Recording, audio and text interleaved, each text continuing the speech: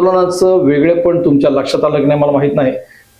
सगळ्यात महत्त्वाचं एक लक्षात घ्या, या आंदोलनामध्ये म्हणजे इतर आंदोलन आणि हे आंदोलन याच्यामध्ये तुफान फरक आहे. या आंदोलनामध्ये भाजपचा IT सेल आणि मीडिया सेल एकदम अपयशी ठरलाय, कुचकामी ठरलाय. भाजपला त्याचा फार मोठा फटका बसलाय, फार मोठी जबर किंमत मोजायला लागलेली आहे.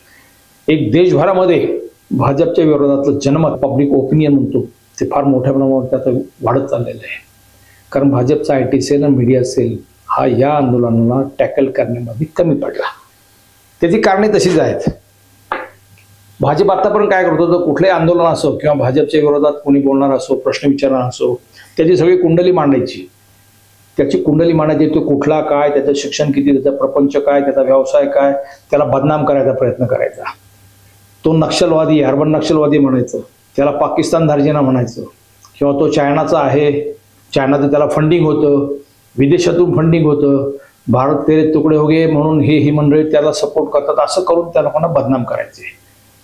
पण आता या आंदोलनामध्ये सोनम वांगचुक यांच्या उपोषणाच्या सुरुवातीला सुद्धा या मंडळीने तो प्रयोग केला, पण तो यशस्वी नाही झाला.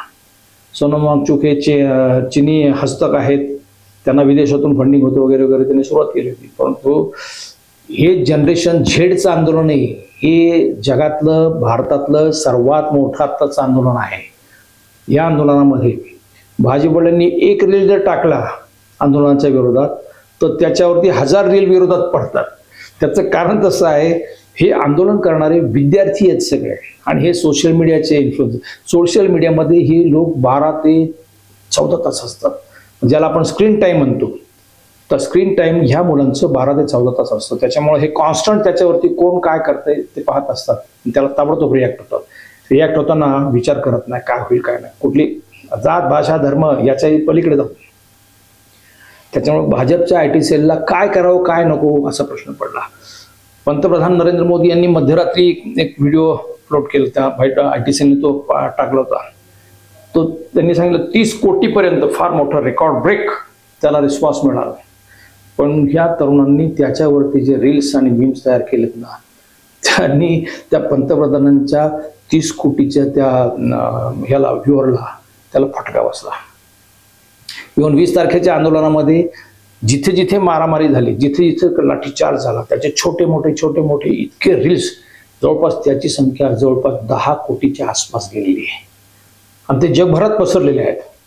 भाजपच्या IT सेलला त्याला एकालाही उत्तर देत नाही. या पिढीला काय हवंय नकोय ते समजून घेण्याच्या ऐवजी फक्त त्यांच्यावरती टीका करण्यापुरता IT सेल काम करत होता. त्याचा परिणाम हे अपयश आहे. तुम्हाला चेतन भगत नाव आठवत असेल. चेतन भगत फार मोठे कथाकार आहेत, लेखक आहेत. त्यांनी सुद्धा हेच सांगितलं की जनरेशन झेडचं हे आंदोलन हाताळण्यामध्ये भाजपचा IT सेल अपयशी ठरला. तर भाजपचे IT सेलचे जे प्रमुख आहेत त्यांनी सुद्धा हे मान्य केलेलं आहे की भाजपच्या IT सेलने ज्या पद्धतीने या विषयावरती रिॲक्ट व्हायला पाहिजे होतं, नाही होता आलं त्यांना.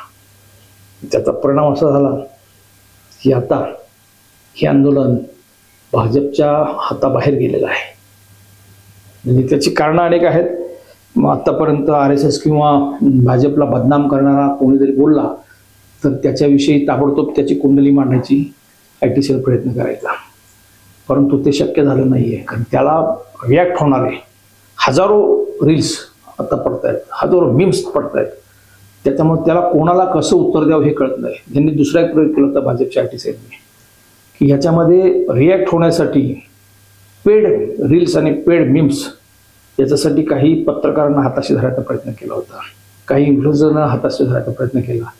तर एका हाडाच्या पत्रकारांनी त्याला जी ऑफर आली होती त्याच्या मोबाईलवरती, त्या मोबाईलचाच एक रील तयार केला, आणि हे पहा, आंदोलकांच्या व्हिडिओला, आंदोलकांच्या रील्सला उत्तर देण्यासाठी भाजपने आता पेड पॅकेज कशा पद्धतीने खाजगीमध्ये सुरू केलेलं आहे. त्याच्यामुळे त्यांना उत्तर देणं एकालाही शक्य झालं नाही. RSSचे विचारवंत तुम्हाला वाटतं रतन शारदा त्यांनी सुद्धा हे मान्य केलेलं आहे की भाजपचा मीडिया आणि IT सेल देशातील तरुणांच्या तीव्र संतापाची आणि आक्रोशाची अजिबात जाणीव नव्हती. आंदोलकांचे प्रश्न समजून घेण्याच्या ऐवजी त्यांच्यावर टीका करणे आणि त्यांच्या हितचिंतकांना लक्ष्य करणे याच्यामध्येच IT cell I T cell काम करत होता आणि ते पूर्णतः अंगलट आलेलं आहे. थोडक्यात प्रतिक्रिया देण्यापुरतंच फक्त आय टी सेल काम करत होता, हे हे हे मान्य केलं पाहिजे. आणि ज्या दिवशी आंदोलन झालं त्या आंदोलनाच्या दिवशीचे जे छोटे छोटे देश आहेत ना, त्याची संख्या आज जगभरामध्ये फार मोठ्या प्रमाणावरती आहे. भाजपने हे सगळं बंद करण्यासाठी आंदोलनाच्या ठिकाणचे इंटरनेट बंद करून टाकलं होतं. इतकं काय, कॉकरोच जनता पार्टी ज्यावेळेस स्थापन झाली अभिजित बिपकेनी, तर त्याचं तो अमेरिकेत होता त्यावेळेस, अमेरिकेमध्ये त्याचं त्यांनी कॉकरोच जनता पार्टी वेबसाईट तयार केली आणि त्याला जो पहिला रिस्पॉन्स व्हायला तर त्याचं अकाउंटसुद्धा बॅन करून टाकलं भारतामध्ये. त्याने दुसरं अकाउंट ओपन केलं. हे सगळं पाहिलं होतं. ध्रुव राठीने सुद्धा या संदर्भात एक छान व्हिडिओ केलेला आहे. त्याने तेच म्हटलेलं आहे की भाजपच्या मंडळींनी आय टी सेलने आय टी कायद्याचा गैरवापर केला आणि त्यांच्या विरोधातले जे जे काही अशा पोस्ट असतील त्या पोस्ट बॅन करण्यासाठी त्यांनी प्रयत्न केलेला आहे. ध्रुव राठींनी त्या आंदोलनाच्या ठिकाणी एक पोलीस कशा प्रकारे दगड फेकतोय, दुसरा पोलीस कशा प्रकारे अश्रुधुराची नळकांडी थेट जमावावरती मारतोय, याचे रील्स रिपोस्ट केले होते. थोडक्यामध्ये सांगायचा हेतू काय, भाजपच्या आय टी सेलला हे आंदोलन हाताळता आलेलं नाही, ते पूर्णतः अपयशी ठरले. धन्यवाद.